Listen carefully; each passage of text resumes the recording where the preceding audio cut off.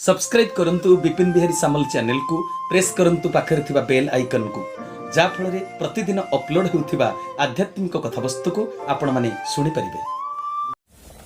आमे सामूहिक जीवन बंचिबा पई संघीय जीवन धारा को बुझिबा पई जानिबा पई आमको ठाकुरे निर्देश देइचंती उपदेश देइचंती परामर्श देइचंती तेणु तांको आज्ञा आदेश अनुज्ञा पाळिबाटा होउची हमर परम कर्तव्य। किंतु एईटा को पुणी अस्वीकार करी हब नाही जे प्रत्येकटी मनुष्यर गोटे व्यक्तिगत जीवन अछि हां कि ना। से जो कथा आपण कहउथिले जे गाईटे पसिगला बाडी रे आमे जेहेतु दीक्षा नेइचु धारा नेइचु लोक कहउचंती गाईटा को काहे कि तुम पिटुछ त माने कोन बाईगण गछ खाउथिबो गाई को किछ कुआ जीवनी हमर गोटे व्यक्तिगत जीवन अछि कि ना। आम व्यक्तिगत जीवन पाई मु बंचिबा पाई बा मोर दाम्पत्य जीवन मोर पारिवारिक जीवन पाई बाईगणटा लगेइछि कोन पाई आमे खाइबा पाई तबे गाई पाई पुनी गोटे स्वतंत्र खाद्य अछि। तेणु बुझी पारल ना शुक्र भाई ए जगत जाक किए केते कथा कहिबे आध्यात्मिक जीवनटा को ठाकुरे खसडा पथ बोली कहि नांती कि तेणु निजको निजे आत्मज्ञान सूत्रटा को धरिले तार गोटे बैलेंस आसी संतुलन रक्षा हेई पारिबो कोउटा को दृढ़तार सहित जाबुड़ी धरबी कोउटा को पुणी टिके हल्का भावरे धरबी एटार गोटे विचार बुद्धि रहिबा दरकार। विचार बोध न रहिले आमे संसार रे जीवन यापन ठीक रे करि परिबानी आम जीवन सफल होबनी आमे समस्तक सहित गोटे म्यूचुअल अंडरस्टैंडिंग भितरे बंची परिबा नाही। तेणु सीए कोन कहिबे कहिबे आमे आम भावधारा भितरे पुणी रहिबा एटा हला कथा भाई। ठाकुरे तांकर कल्याण देवी तत्वरे लिखिछंती तिळे प्रमाण अहंकार गुंडाई विश्व भली भयंकर। हाँ लिखिछंती पुणी जिज्ञासा जिज्ञासु शीर्षक दशम रकरे ठाकुर आलोचना कहिछंती जे अहं ज्ञान एवं ब्रह्म ज्ञान दुटी जाक समन्वय तत्व समन्वय करा जायछि से जिनसटा। तेबे अहं ज्ञान एवं ब्रह्म ज्ञान जदि समन्वय तत्व पुणी बुंदाई विश्व भली भयंकर केमिति हला अहंकार सेई माने सेई टॉपिक रे ठाकुरे सुंदर भाव रे तांकर समन्वय जिनसटा कहिचंती किंतु कथा होची कोन कि सेथिरे जो परिभाषा प्रयोग करा जायछि ताकू आउ टिके सरलीकृत न कले समस्ते ठीक रे बुझी पारिबे नाही। जोटा समस्ते प्राय कहिचंती जे अहंकार को त्याग करिवो नाही। शास्त्र पुराण रे जो माने दिग्दर्शक संसार रे जो माने प्रवक्ता जो माने आचार्य पदवाच्य साधु संत माने बा आम शास्त्र पुराण गीता भागवत सबुथिरे कुआ जायनि कि अहंकारटा को त्याग करिवो कुआ जायछि। अच्छा अहंकारटा सृष्टिकार ठाकुरे 24 नंबर चरम कल्याण देली तत्रे गोटे जगह कहि नांदी कौनसी विषय भावना अदरकारी नुहे। जदि कौनसी विषय भावना अदरकारी नुहे तेबे अहंकारटा भगवानकर गोटे सृष्टि तत्व हाँ कि नहीं। अहंकारटा भगवानकर सृष्टि तत्व से सृष्टिर समस्त तत्व दरकार अछि बोली भगवान तैयारी करिसंदी ना गुडे अजथारे तैयारी करदेले भगवान दरकार अछि बोली सृष्टिर प्रत्येकटी जिनिस को जिनिसटा जदि आम मन को नगला आमे कहि परिबानी जे सेटा भगवानकर भूल बोली। जने डायबिटीज पेशेंट से आलू खाइबा मना डॉक्टर मना करि मु ताहले से डायबिटीज पेशेंट कोन कहइबो दुनिया रे आलू बिक्री होबाटा भूल सेटा हबो कि। तेनु कहिबार तात्पर्य होछि कोन सबु जाक ईश्वरंकर सृष्टि शास्त्र प्रमाण करिचंदी अहं ब्रह्मस्मि हां कि नै। आम भितर भी जेहेतु ब्रह्म विद्यमान तेणु शास्त्र प्रमाण कले बा कोनसी शास्त्रज्ञ ए अंगे निभा कथा बा तांकर उपलब्ध जिनिसटा को जगत को जणै देले जे अहं ब्रह्मस्मि। सेठी बुझीबा को गोटे जिनिस अछि भाई माने जे अहं गोटे तत्व अहंकार गोटे जिनिस पुणी अहं ज्ञान आउ गोटे जिनिस एटा गोटे सब भिन्न भिन्न तत्व एटा गोटे नुहे। तेणु बुझीबा को पड़िबो संसार प्रत्येक ठारू आमे जेते वर्तमान बसिचंदी समस्ते भिन्न स्वतंत्र कि नुहे मते कहिलो एई भिन्नताटा होजी अहं तत्व। अमृत भंडा गछरे अमृत भंडा फळे पणस गछरे पणस फळे अमृत भंडा जहा ପଣସ ତାହା ନୁହେଁ, କିନ୍ତୁ ଦିଟା ଯାକ ମଣିଷର ଖାଦ୍ୟ। ବୁଝିପାରିଲ? ଅମୃତ ଭଣ୍ଡାର ଗୋଟେ ସ୍ୱତନ୍ତ୍ରତା ଅଛି, ପଣସର ଗୋଟେ ସ୍ୱତନ୍ତ୍ରତା ଅଛି। ବୁଝିପାରୁଛ ନା କଥା? ଶୁକ୍ରୁ ଭାଇ, ତମେ ତମ ଭଳିଆ, ମୁଁ ମୋ ଭଳିଆ। ଏଇ ଯୋଉ ଭିନ୍ନତାଟା ହଉଛି ଅହଂ ତତ୍ତ୍ୱଟା। ମୁଁ ମୋ ଭଳିଆ ନା ଆଉ। ଗୋଟେ ମା ପେଟରୁ ଜନ୍ମ ହେଲେ ବଡ ପୁଅ, ତିନିଟା ପୁଅକୁ ମା ପଚାରିଲା କିଏ କଣ ଖାଇବ କୁହ। ବଡ ପୁଅ କହିଲା ନାଇଁ ମୋର ପଖାଳ ଚଳିଯିବ। ମଝିଆ ପୁଅ କହିଲା ନାଇଁ ଚୁଡା ଚକଟା ହେଇଥିଲେ ଟିକେ ଭଲ ହେଇଥାନ୍ତା, ମୋର ମନ ହଉଛି। ସାନ ପୁଅକୁ ପଚାରିଲା ବେଳକୁ ସିଏ ଆଜିକାଲିକା ଛୁଆ କହିଲା ମୋର ମ୍ୟାଗି ନହେଲେ ଚାଉମିନ ଟିକେ ଦରକାର। ଗୋଟେ ମା ପେଟରୁ ତିନିଟା ଛୁଆ ଜନ୍ମ ହେଲେ, କିନ୍ତୁ ତିନିଟା ଯାକର ରୁଚି ଭିନ୍ନ ଭିନ୍ନ ହେଇଗଲା। କିନ୍ତୁ ଏଇଟା ସ୍ୱତନ୍ତ୍ରତା, ଏଇଟା ଭିନ୍ନତା। ତା ଭଳିଆ ସିଏ, ତା ଭଳିଆ ସିଏ। ବୁଝିପାରୁଛ ନା କଥାଟା? ଏଇଟା ହଉଛି ଯୋଉ ସମସ୍ତଙ୍କ ଭିତରେ ଯୋଉ ଭିନ୍ନତାଟା ରହିଛି, ସ୍ୱତନ୍ତ୍ରତା ରହିଛି, ସେଇଟା ହଉଛି ଅହଂ ତତ୍ତ୍ୱ।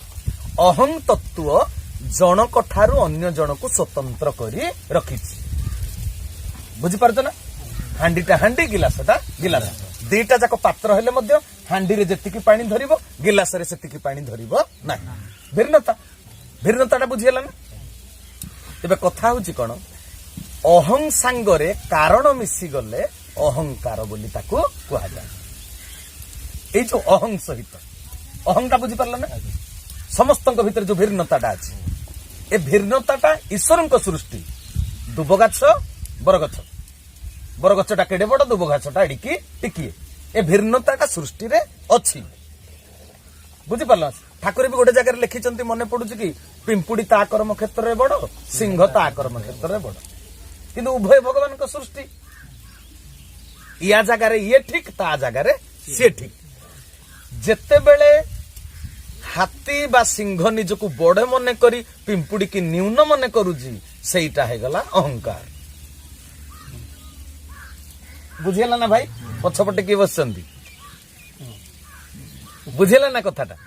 ତେଣୁ ଅହଂ ତତ୍ତ୍ୱ ସାଙ୍ଗରେ ଯେତେବେଳେ କାରକଟା ଯୋଡି ହେଇଯାଉଛି, କାରଣଟା ଯୋଡି ହେଇଯାଉଛି, ବୁଝିପାରିଲ ନା? ଦେଖ, ଖାଦ୍ୟ ଗ୍ରହଣର କାରଣ କଣ? କ୍ଷୁଧା, ଭୋକ। ଆଚ୍ଛା, ଏ ଭୋକଟା ସମସ୍ତଙ୍କ ଭିତରେ ଅଛି କି ନାଇଁ? ଅଛି ଭୋକଟା। ତେଣୁ କ୍ଷୁଧା ଅଛି ମାନେ ଖାଦ୍ୟ ଗ୍ରହଣ କରିବାକୁ ପଡିବ। ଖାଦ୍ୟ ଗ୍ରହଣ କରିବାର କାରଣ ହଉଛି କ୍ଷୁଧା। ହେଲା? କ୍ଷୁଧା କାହିଁକି ସୃଷ୍ଟି ହେଲା, ତାର ଯଦି କାରଣ ଖୋଜିବା, ଭଗବାନ କର୍ମ କରିବା ପାଇଁ ପେଟରେ କ୍ଷୁଧା ଦେଇଛି। ଅନାଦି ପରମ କାରଣ ଦେଇଛନ୍ତି ସେଇଟା। ଯଦି ଭୋକ ନଥାନ୍ତା କିଏ କର୍ମ କରନ୍ତା କି? ଯଦି ସବୁବେଳେ ପେଟଟା ପୁରିକିରି ଅଛି, ମୁଁ ଆଉ କାହିଁକି କାମ କରିବାକୁ ଯାଆନ୍ତି? ମୁଁ କାହିଁକି ମୋ ଅଫିସକି ଯିବି ଚାକିରି କରିବାକୁ? ତେଣୁ ଖାଦ୍ୟ ଗ୍ରହଣ କରିବାର କାରଣ ହେଲା କ୍ଷୁଧା। ଆମ ଭିତରେ ଯୋଉ ଅଷ୍ଟ ପ୍ରକୃତି ଅଛନ୍ତି, କିଏ କିଏ କହିଲେ? ପଞ୍ଚ ଜ୍ଞାନେନ୍ଦ୍ରିୟ, ମନ, ବୁଦ୍ଧି, ଅହଙ୍କାର। 5 3 କେତେ ହେଲା? 8। ଇ 8ଟାକୁ କୁହାଯାଏ ଅଷ୍ଟଧା ବା ଅଷ୍ଟ ପ୍ରକୃତି ବୋଲି କୁହାଯାଏ। ତ କଥା ହଉଛି କଣ, ଅଷ୍ଟ ପ୍ରକୃତି ଭିତରୁ ଆମକୁ ଜ୍ଞାନେନ୍ଦ୍ରିୟ ଗୁଡାକ ଦେଖା ଯାଉଛନ୍ତି। ଆମ ଆଖିଟା ଦେଖା ଯାଉଛି ବୋଲି ତ କବି ଲେଖିଦେଲା ନୀଳ ନୟନା। ଗୋଟେ ସୁନ୍ଦରୀ ସ୍ତ୍ରୀର ଆଖିଟାକୁ କଣ କହିଲେ? ନୀଳ ନୟନା ବା ହରିଣୀ ନୟନା, ମୃଗ ନୟନୀ। ବୁଝ, ସବୁ ଆମର ଶାସ୍ତ୍ର ପୁରାଣରେ ବ୍ୟାଖ୍ୟା ହେଇନି କି? ମାନେ ଗୀତରେ ସବୁ ହେଇଛି। ତ ଠାକୁରଙ୍କ ଆଖିକି କଣ କୁହାଯାଏ? ପଦ୍ମ ଲୋଚନ। ପଦ୍ମ ଭଳିଆ ଦେଖାଗଲା ବୋଲି ପଦ୍ମ ଲୋଚନ। ତ ଏଇ ଯୋଉ ପଞ୍ଚ ଜ୍ଞାନେନ୍ଦ୍ରିୟ ଦେଖାଯାଏ, କିନ୍ତୁ ମନ, ବୁଦ୍ଧି, ଅହଙ୍କାର ଦେଖାଯାଏ କି? ମୋର ଜଣେ ଫଟୋ ଉଠେଇଦବ, ମୋ ଆଖି ଦିଟା କୋଉ ଭଳିଆ ବୋଲି ସେ ଗୋଟେ ଚିତ୍ରଣ କରିକିରି ଲେଖିଦେଇ ପାରିବ। ମୋ ନାକଟା ଶାସ୍ତ୍ରରେ କହିଲେ ତିଳ ନାସା, ରାଶି ଫୁଲ ଭଳିଆ, ତିଳ ଫୁଲ ଭଳିଆ ନାସା। ଦେଖେନି? କଣ୍ଠଟାକୁ କହିଲେ କମ୍ଭୁ କଣ୍ଠ, ଶଙ୍ଖ ଭଳିଆ କଣ୍ଠ।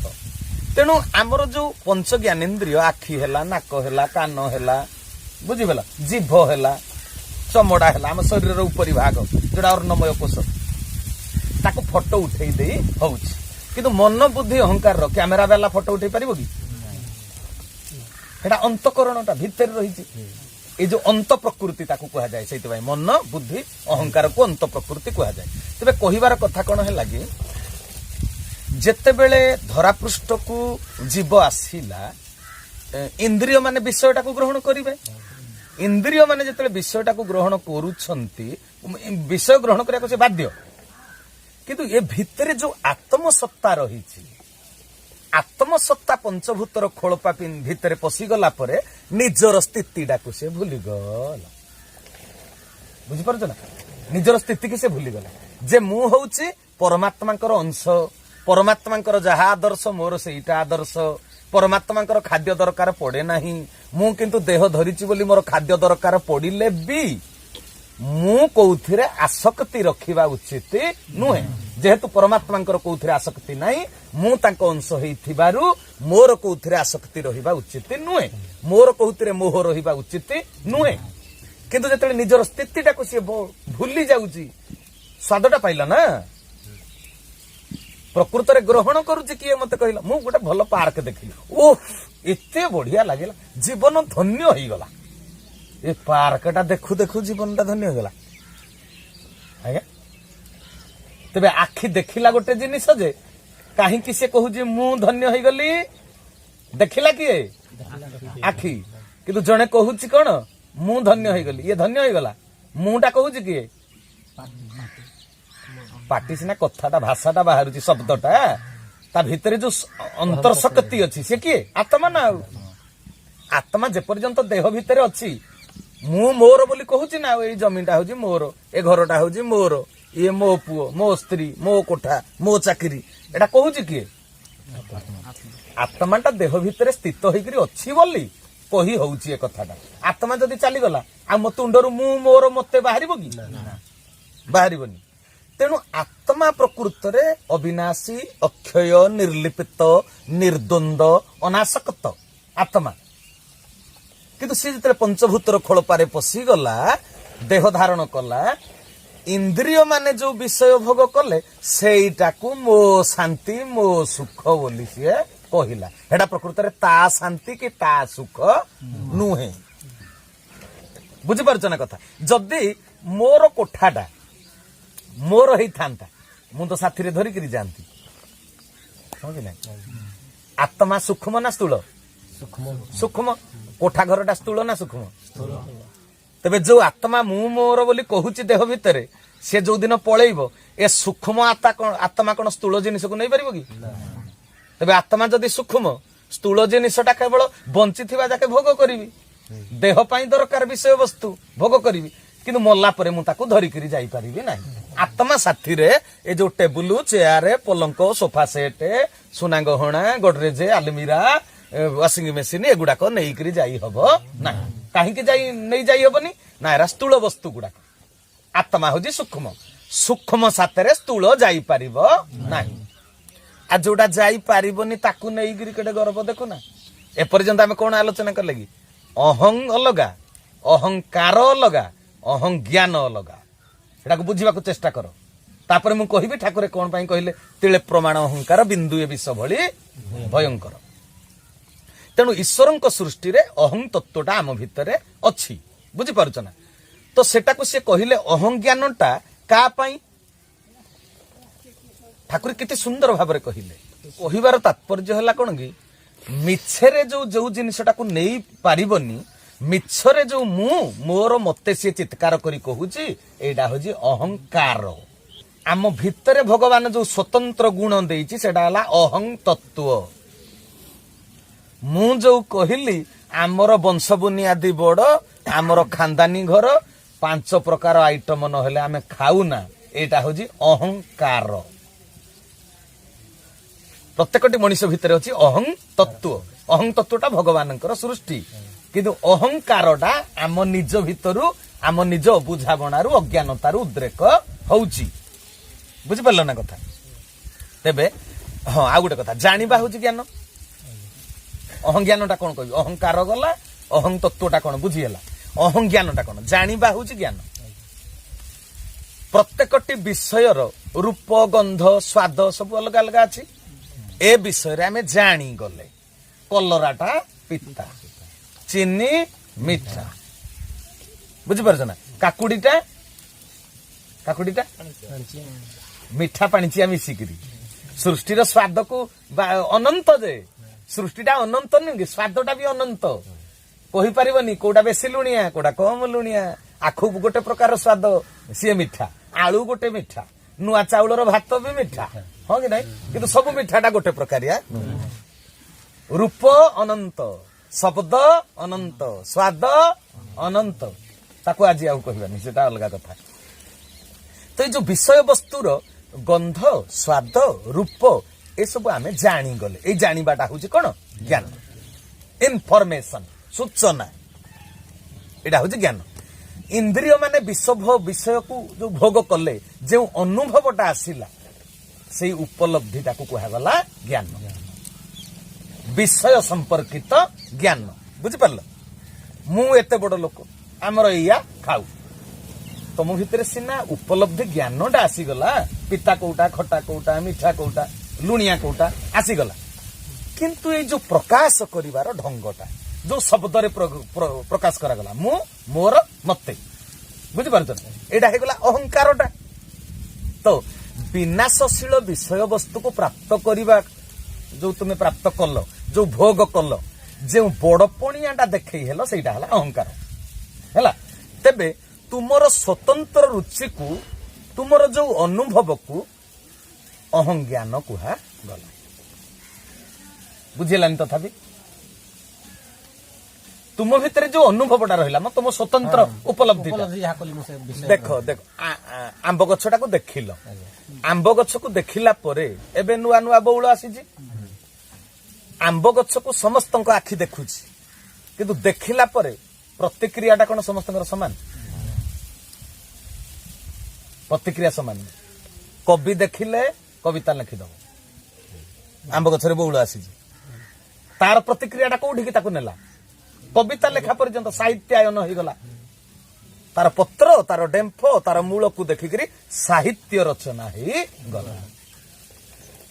ତେଣୁ ଆମେ ବିଷୟବସ୍ତୁକୁ ଭୋଗ କଲା ପରେ, ଦେଖିଲା ପରେ, ଚାଖିଲା ପରେ ଆମ ଭିତରେ ଯୋଉ ଉପଲବ୍ଧିଟା ଆସିଲା, ଅନୁଭବଟା ହେଲା ସେ ବିଷୟ ସମ୍ପର୍କରେ, ସେଇଟା ହେଲା ନିଜର ସ୍ୱତନ୍ତ୍ର ଜ୍ଞାନ, ଅହଂଜ୍ଞାନ।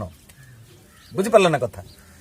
ତାକୁ ବଡପଣିଆଟା ପ୍ରକାଶ କରିବାଟା ହଉଛି ଅହଂକାର। ଆମ ଭିତରେ ଯୋଉଟା ରହିଛି ସେଟା ହେଲା ଅହଂ ତତ୍ତ୍ୱ, ଯୋଉଟା ଈଶ୍ୱର ଆମକୁ ଦେଇଛନ୍ତି, ସ୍ୱତନ୍ତ୍ର କରିଛନ୍ତି, ସେଟା ହେଲା ଅହଂ ତତ୍ତ୍ୱଟା। ତେବେ ଅହଂଜ୍ଞାନଟା ଆମର ଦରକାର କି ନାହିଁ, ଏଟା ମଧ୍ୟ ଗୋଟେ ପ୍ରଶ୍ନ। ଅହଂଜ୍ଞାନଟା ଦରକାର। ଅହଂଜ୍ଞାନ ନହେଲେ ତମେ ବଞ୍ଚି ପାରିବ ନାହିଁ। ଠାକୁରେ ଦେଖିବ ଦଶମଦକର ସେ ଜିଜ୍ଞାସୁରେ କହିଲେ ଯେ, ଜ୍ୟୋତିଷତା ପଚାରୁଛନ୍ତି, ଯିଏ ବି ଜିଜ୍ଞାସୁ ଅଛି ସେ ପଚାରୁଛନ୍ତି, ତେବେ ଅହଂଜ୍ଞାନ ଆଉ ବ୍ରହ୍ମଜ୍ଞାନ ଦିଟା ଯାକ କଣ? କହିଲେ ଦିଟା ଯାକ ସମନ୍ୱୟ ତତ୍ତ୍ୱ, ଦିଟା ଯାକ ଦରକାର। ଅହଂଜ୍ଞାନ କଣ କରେ, ବ୍ରହ୍ମଜ୍ଞାନ କଣ କରେ? କହିଲେ ଅହଂଜ୍ଞାନଟା ମଣିଷକୁ ବଞ୍ଚାଏ, ଅହଂଜ୍ଞାନଟା ମଣିଷକୁ ବଞ୍ଚାଏ, ବ୍ରହ୍ମଜ୍ଞାନଟା କଣ କରେ? ବଢାଏ। ବ୍ରହ୍ମଜ୍ଞାନଟା ବଢାଏ, ନିଜର ଯୋଉ ଚରିତ୍ରକୁ, ନିଜର ଯୋଉ ପ୍ରତିଭାକୁ, ନିଜ ଭିତରେ ଥିବା ଯୋଉ ସୃଜନୀ ଶକ୍ତିକୁ ବିକଶିତ କରେ, ଉନ୍ନତି ଆଡକୁ, ପ୍ରଗତି ଆଡକୁ ନେଇଯାଏ। କୋଉଟା? ବ୍ରହ୍ମଜ୍ଞାନ। ଅହଂଜ୍ଞାନ କିନ୍ତୁ ମଣିଷକୁ ବଞ୍ଚାଏ। ଅହଂଜ୍ଞାନଟା କେମିତି ବଞ୍ଚାଏ କହିବି କି? ଉଦାହରଣ ଗୋଟେ, ମୋ ବିଲରେ ଧାନ ହେଇଛି, ମୋ ଜମିରେ ମୁଗ ବିରି ହରଡ଼ ହେଇଛି, ଆଚ୍ଛା ମୂଲିଆକୁ ପଠେଇବି, ଗଲ ଟିକେ ଧାନଟା କାଟିଦବ। ଆଚ୍ଛା ମୋ ଜମିରୁ ଧାନ କାଟିଲେ ମୁଁ ତାକୁ ମଜୁରୀ ଦେବି, ନା ମୋ ବିଲ ପାଖରେ ଆଉ କାହାର ଅଛି ତାର କାଟିଦେଲେ ମୁଁ ତାକୁ ମଜୁରୀ ଦେବି? ମୋ ବିଲରୁ ଧାନ ଆପଣଙ୍କର କାଟିଲେ ଆପଣ ଦେବେ। ତେବେ ସେଇଠି ମୋ ବିଲଟାକୁ ମୁଁ ଇଣ୍ଡିକେଟ କରି ତାକୁ ଦେଖେଇବି କି ନାହିଁ, ଏଇଟା ମୋ ବିଲ, ଏଇଟା ହଉଛି ଅହଂଜ୍ଞାନ। କିନ୍ତୁ ଏହା ପ୍ରୟୋଗ ନ କଲେ ମୁଁ ବଞ୍ଚି ପାରିବି ନାହିଁ।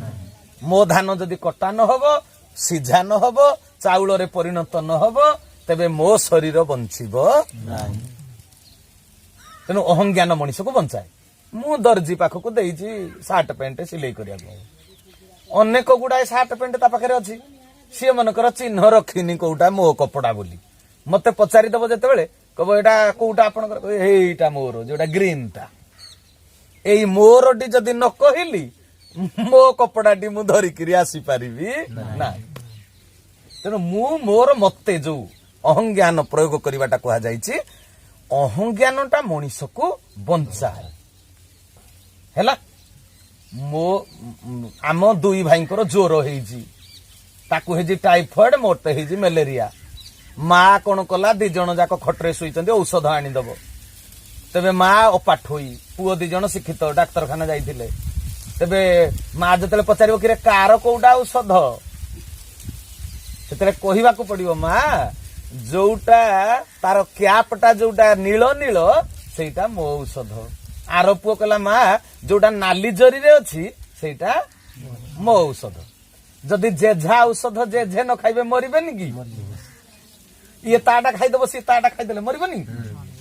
ତେଣୁ ଏଠି ଯୋଉ ଅହଂଜ୍ଞାନଟା ପ୍ରୟୋଗ କରାଯିବ କୋଉଠି ନା ବ୍ୟକ୍ତିଗତ ଜୀବନରେ ବଞ୍ଚିବା ପାଇଁ। ମୁଁ ଅହଂଜ୍ଞାନ ପ୍ରୟୋଗ ନ କଲେ ମୁଁ ବଞ୍ଚି ପାରିବି ନାହିଁ। ତେଣୁ ଅହଂଜ୍ଞାନ କୋଉଠି ପ୍ରୟୋଗ କରିବ? ନିଜ କ୍ଷେତ୍ରରେ, ବ୍ୟକ୍ତିଗତ କ୍ଷେତ୍ରରେ, ଇଣ୍ଡିଭିଜୁଆଲ ଲାଇଫରେ ଅହଂଜ୍ଞାନକୁ ପ୍ରୟୋଗ କରିବ ନିଜ କ୍ଷେତ୍ରରେ। କିନ୍ତୁ ଯେତେବେଳେ ସଂହତିକି ଚାଲି ଆସିଲ, ଆମେ ବର୍ତ୍ତମାନ କେତେ ଲୋକ ବସିଛନ୍ତି? ଆଜି ଆନନ୍ଦ ବଜାର, ମୋ ଘରେ ମୋର ସକାଳୁ ଖାଇବାର ଇଚ୍ଛା ଅଛି, ମୋର ସିମେଇ। ଆନନ୍ଦ ବଜାର କଣ ସିମେଇ ହବ? ଆନନ୍ଦ ବଜାରରେ ଯାହା ହେଇଛି ତାହା ଖାଇବି। ଏଇଟା ହେଲା ବ୍ରହ୍ମଜ୍ଞାନ। ତାକୁ ଯଦି ତୁମେ ଆଡମିଟ କରିଗଲ ନାହିଁ, ଏଟା ଗୋଟେ ସାମୂହିକ କାର୍ଯ୍ୟ, ପ୍ରଭୁଙ୍କ ନିର୍ଦ୍ଦେଶରେ ଆମେ ଏଠି ବସିଛୁ, ତାଙ୍କରି କାମ କରୁଛୁ, ଏଇଠି ଯାହା ହେଇଛି ତାହା ଖାଇଦବାଟା ହଉଛି ବ୍ରହ୍ମଜ୍ଞାନ। ବ୍ରହ୍ମକୁ ବୁଝିଗଲ, ଆଉ ତାଙ୍କ ନିର୍ଦ୍ଦେଶକୁ ବୁଝିଗଲ, ତାଙ୍କ ଉପଦେଶକୁ ବୁଝିଗଲ, ସାମୂହିକ ଜୀବନ, ସଂଘୀୟ ଜୀବନ ଧାରା ତମ ଭିତରେ ଉଦ୍ରେକ ହେଲା, ଆକ୍ଟିଭ ହେଲା। ସଂଘୀୟ ଜୀବନ ଧାରାଟା ପ୍ରକୃତରେ କଣ?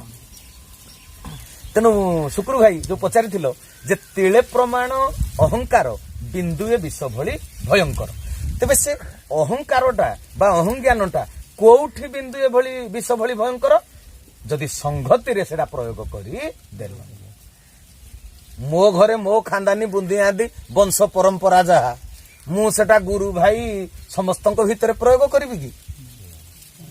ମୁଁ ଏଇଆ ବୋଲି ଠାକୁର ସେଇଥିପାଇଁ କହିଲେ ଗଙ୍ଗା କିପରି ସକଳ ବାଧା ବନ୍ଧ ଅତିକ୍ରମରି ସାଗର ସତ୍ତାରେ ଲୀନ ହେଇଯାଉଛି, ଦେଖରେ ଧନ ତୋ ଆଖି ବୁଝି ଦେ ମୋ ଆଖିରେ ଦେଖେ। ଗଙ୍ଗା କିପରି ନିଜର ସତ୍ତା ହରେଇ ଦେଲା। ତେଣୁ ମୋର ଅହଂଜ୍ଞାନଟା, ମୋର ଇଣ୍ଡିଭିଜୁଆଲିଟି, ମୋର ଯୋଉ ସ୍ୱତନ୍ତ୍ରତା, ସେଇଟା ରକ୍ଷା ହେବାର ଜାଗା ହଉଛି ଅଲଗା। ସଂହତିରେ ସେଟା ରକ୍ଷା ହେଇପାରିବ ନାହିଁ। ବୁଝିପାରିଲ କଥା ଏଥର? ସାମୂହିକ କ୍ଷେତ୍ରରେ ସଂହତିରେ ଜଗତ କଲ୍ୟାଣ ପାଇଁ ବ୍ରହ୍ମ ଜ୍ଞାନକୁ ବିନିଯୋଗ କରିବ। ନିଜେ ବଞ୍ଚିବା ବଢିବା ପାଇଁ ଯୋଉ ବ୍ୟକ୍ତିଗତ ଜୀବନ ଅଛି, ସେଠି ଅହଂଜ୍ଞାନର ପ୍ରୟୋଗ ଦରକାର ଅଛି। ତେବେ ଠାକୁରେ କୋଉଠି କହିଲେ ଅହଂଜ୍ଞାନକୁ ପ୍ରୟୋଗ କରିବୁ ନାହିଁ? ସଂହତିରେ। ସଂଘୀୟ ଜୀବନରେ ତମେ ଯଦି ଅହଙ୍କାରକୁ ପ୍ରୟୋଗ କଲ, ନିଜର ଅହଙ୍କାରକୁ, ମୁଁ ଏତେ ଜାଣିଛି, ମୁଁ ଏଇଆ କହିଲା ବାଲା, ମୁଁ ଜାଣିଲା ବାଲା, ମୁଁ ଏମିତିଆ, ମୋଠୁ ଉପରେ କେହି ନାହାନ୍ତି, ହେଇପାରେ ତମଠୁ ଉପରେ କେହି ନାହାନ୍ତି। ହଁ, ସୃଷ୍ଟିରେ ତ ବଡ ସାନର ତାରତମ୍ୟଟା ରହିଛି, ପ୍ରଭେଦଟା, ଆଉ କିନ୍ତୁ ବଡ ସାନର ବିଚାରଟାକୁ ତ୍ୟାଗ କରିବା ପାଇଁ ପରା କୁହାହେଲା। ବଡ ସାନଟା ଅଛି ସୃଷ୍ଟିରେ, ଏଟା ଈଶ୍ୱରଙ୍କ ସୃଷ୍ଟିରେ ଅଛି ତାରତମ୍ୟ, ପ୍ରଭେଦ। ମୁଁ ଅଧିକା କଳା, ମୋଠୁ ଟିକେ ଶୁକ୍ରୁ ଭାଇ ସାବନା, ମୋଠୁ କଲର ତାଙ୍କର ଟିକେ ଅଧିକା, ତାଠୁ କଲର ଅଧିକା ଏ ଭାଇଙ୍କର ଗୋରା, ଏ ତାରତମ୍ୟଟା ରହିଛି।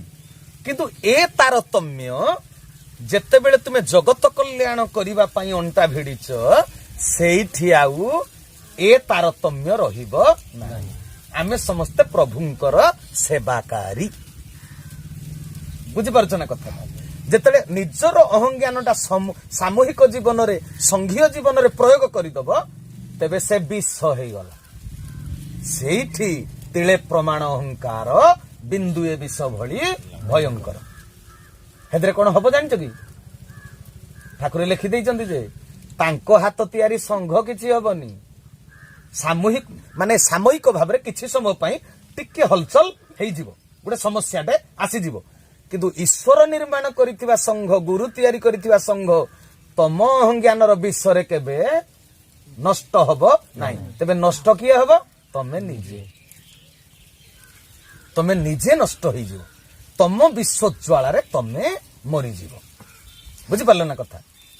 ଆମ ପୁରାଣରେ ଶୁକ୍ରୁ ଭାଇ ବହୁତ ଗୁଡାଏ କାହାଣୀ को माने कहानी माध्यम तत्व गुड़ाक दर्शाई दि जाए कि बहुत तो लोक कहते पुराण गुड़ाक किसी दरकार ना काल्पनिक बोलिकी काल्पनिक कहते ସେଥିରେ ମଣିଷ ଜୀବନର ଉତ୍କର୍ଷତା ପାଇଁ ଶ୍ରେଷ୍ଠ ମଣିଷ ଜୀବନ ମଣିଷ ଦେବତାରେ ପରିଣତ ହେବା ପାଇଁ ସେଗୁଡାକ ଗୋଟେ ଗୋଟେ ଖୋରାକ ସେଥିରେ କାହାଣୀ ଭିତରେ ତତ୍ତ୍ୱର ଚାହାଣୀ ଲୁଚିକିରି ଅଛି। ମୁଁ ଗୋଟେ କହୁଛି ଦେଖନ୍ତୁ କେମିତି ଅହଂଜ୍ଞାନ ପ୍ରୟୋଗ କଲେ ନିଜେ ମରିବ।